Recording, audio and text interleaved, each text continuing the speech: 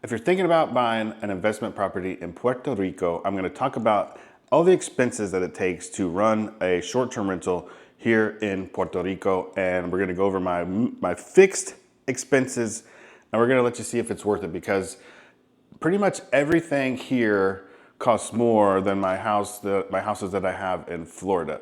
So I'm going to go over the expenses so you can kind of see what you're getting involved with if you're looking to buy an investment property here in Puerto Rico. Let's get into it right now.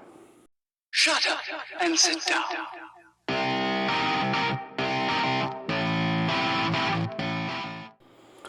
Okay, one of the biggest expenses that we have is power.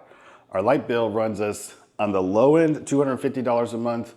We had a family that stayed here for a whole month a couple months ago, and I think they must have left every air conditioning unit on in the house. We have split units in all the bedrooms and one in the living room, and they must have just left them on 24/7. And the bill while they were here for a month, $800 for just the power bill. So we're gonna say the average power bill for this house runs about $450 a month. Water is another thing that's a lot more expensive than it is in the US. We pay about $90 a month for our water bill. The internet is about the same. We don't pay for cable TV, we just have the internet. I have YouTube TV for my guests to watch, but we pay about $45 a month for the internet, which is about the same as what we pay in Florida. We also pay an exterminator $55 per quarter to spray for bugs inside and outside. He comes once a quarter. The pool is $45 every time they come and clean it, so that's $180 a month. Also, it doesn't include all of the chemicals. We pay some of those expenses on top of the regular cleaning, but for the sake of this video, we're just gonna go with $180 a month for the pool.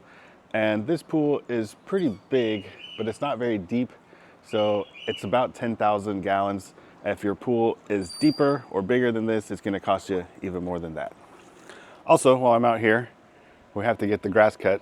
Not this grass, this is fake grass, but the grass over here and in the front, we get that cut twice a week or twice a month. It's $35 every time they come, so that's $70 a month for the yard maintenance as well. While I'm out here, let's talk about the roof. We have to get the roof pressure washed and resealed every couple of years.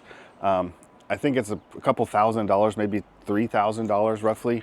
So, and there's usually some other things that happen up there. So I'm just gonna put roof maintenance at $1,000 a year.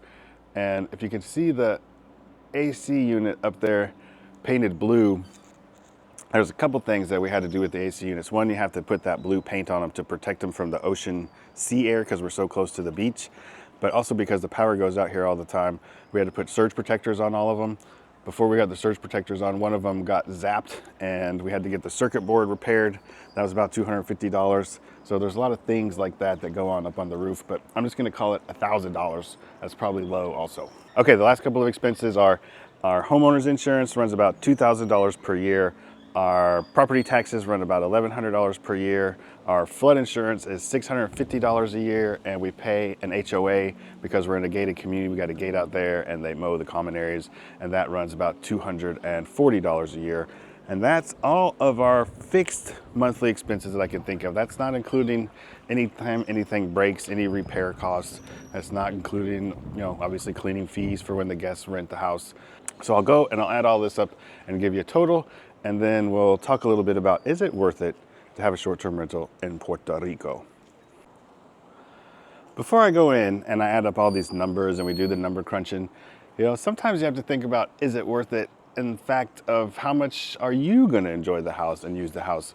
We've been here for 2 weeks. She's having her morning coffee in the pool right now.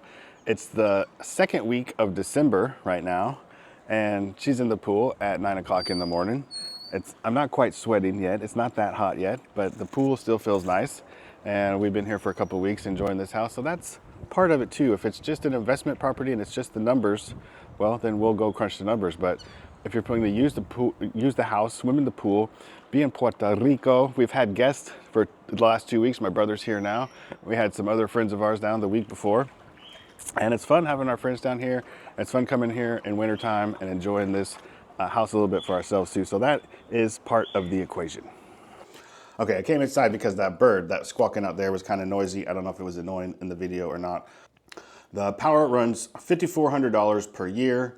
The water bill is $1,200 per year. Internet is $564. Extermination $250. Pool, $21.60. The AC, we have to clean the AC units, the filters and stuff inside of them, all the split units.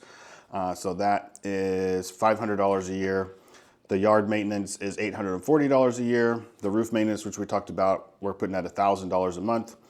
Our homeowners insurance, $2,000. Flood insurance, $650. Taxes, $1,100. HOA, $240. For a grand total of, drum roll, $15,904. Okay, so let's say the good old 10% rule. You know, back in a couple of years ago when we were buying real estate, everybody wanted their property to gross 10% of the value of the property. It's pretty dang hard to find a property that does that in this day and age.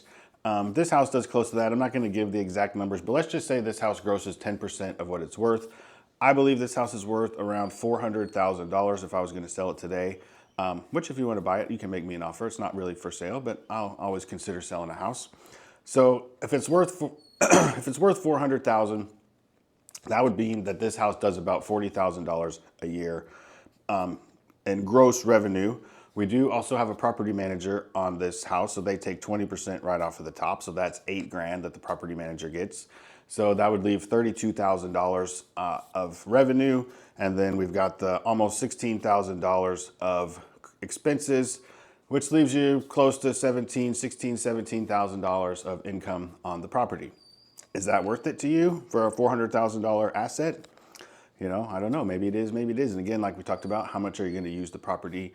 You know, we don't block out times for ourselves. We try to look at the calendar, and when we see gaps, we usually book last minute trips and we fly down here and use the house so that we're not blocking out times when it could have been rented and we're missing out on income. So the times we do use the house, it's not costing us anything because we're pretty careful not to book in advance and block things out. So we just use it when it's empty. You know, we have seen appreciation in this property over the years. You know, we paid, I've done videos on what we paid for the house before, but we paid like $135,000 for the house. We spent about $70,000 on the remodel, which puts you at $200,000. We put about $50,000 into the pool. So we're about $250,000 into this pool, into this house. And we've had this house for, I think, maybe 5 years now. And now it's worth about $400,000. So there is appreciation. There is some depreciation and things we get to use on our taxes.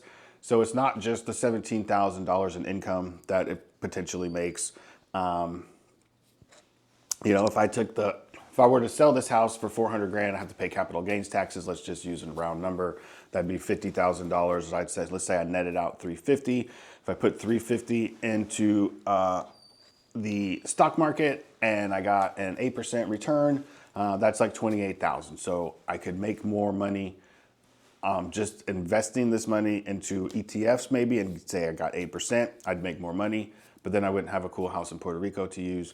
So pros and cons, as always with real estate. If you guys are thinking about owning a property in Puerto Rico or you already own a property here, leave me a comment down below. Let me know what kind of numbers you guys are pulling and let me know if this was helpful to you. If you like this video, you can go watch this video over here next, and there's more information about this house in Puerto Rico and more information about buying real estate here. Thanks for watching. Give me a like, subscribe to the channel for more stuff just like this, and we'll see you in the next video.